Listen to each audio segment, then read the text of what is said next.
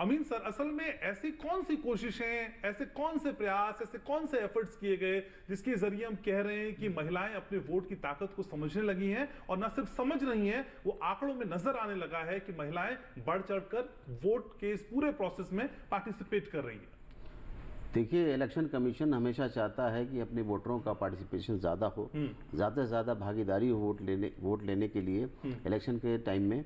तो इसलिए देखिए, आप रजिस्ट्रेशन से लेके हर वोटर का साथ साथ में यूथ है और ओल्ड एज के हैं, इसके साथ में महिलाओं के लिए भी वोटर रजिस्ट्रेशन से लेके वोट कास्ट करने तक के लिए पूरी सुविधाएं उपलब्ध कराई गई हैं। आपने देखा कि 97 करोड़ लगभग हमारे जो मतदाता हैं, उनके अंदर 49% पॉइंट प्लस हमारे जो मतदाता हैं वो पुरुष हैं, लेकिन बराबर करती हुई महिलाएं दिख रही हैं कि उनके रजिस्ट्रेशन ज़्यादा है, 47 पॉइंट समथिंग है। आप उसमें से 12 करोड़ जो है तो हमारे यूथ हैं, उसमें भी देखेंगे तो आप 80 लाख हमारी जो युवा पीढ़ी की बच्चियां हैं, उनका भी इनरोलमेंट हुआ है। तो मैं समझता हूं कि और ज़्यादा से ज़्यादा जितना एक तो रजिस्ट्रेशन के साथ में इनको मिला है, अपना रजिस्ट्रेशन के साथ में, और ये सुविधा दी गई है, उनके घरों से जाके हमारे BLOs जाके उनका फॉर्म लेके आते हैं, उनको भर के आते हैं, उसके बाद उनके वोटर ID कार्ड डिलीवर करके आते हैं। बहुत बड़ी व्यवस्था है।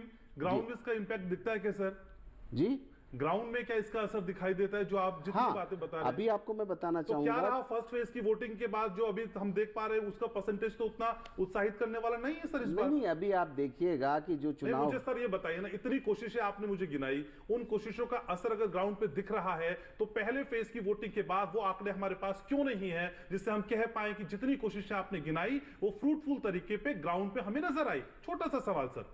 देखिए, जहाँ तक सवाल है वोटिंग का कि पार्टिसिपेशन जो क्यों नहीं बढ़ पा रहा है, उसके लिए हमारे जो मतदाता तो हैं ही साथ में, उसके साथ में हमारे पार्टी के जितने लोग इलेक्शन के लिए अपने जोर लगा रहे हैं उनको भी चाहिए, और हमारा मीडिया तो करते ही करता है। लेकिन देखिए ना, सुविधाएं कितनी दी जा रही हैं इलेक्शन कमीशन की तरफ से, कि जहाँ तक वुमेंस का सवाल है, लेडीज़ के लिए स्पेशल बूथ बनाए गए हैं, जिसमें क्लर्क से लेके सिक्योरिटी गार्ड से लेके और प्रिसाइडिंग अफसर तक उनको दिया गया है, जो सारी लेडीज़ हैं, उसमें किसी तरीके की प्रॉब्लम नहीं है। उनके पोलिंग एजेंट्स भी लेडीज दिए जाते हैं। आप देखिए ना कितनी, और उसके साथ में जो बच्चियां हैं, उनके साथ में छोटे छोटे बच्चे हैं, उनके लिए क्रच बनाया गया है। आपको क्या लगता है एक बच्चा जो एग्जाम में अपीयर होता है, अगर वो फेल हो जाता है, वो कितना ही कहते रहे कि मैं तो भाई साहब दिन से रात तक पढ़ा था, मैं तो 24 घंटे पढ़ता था।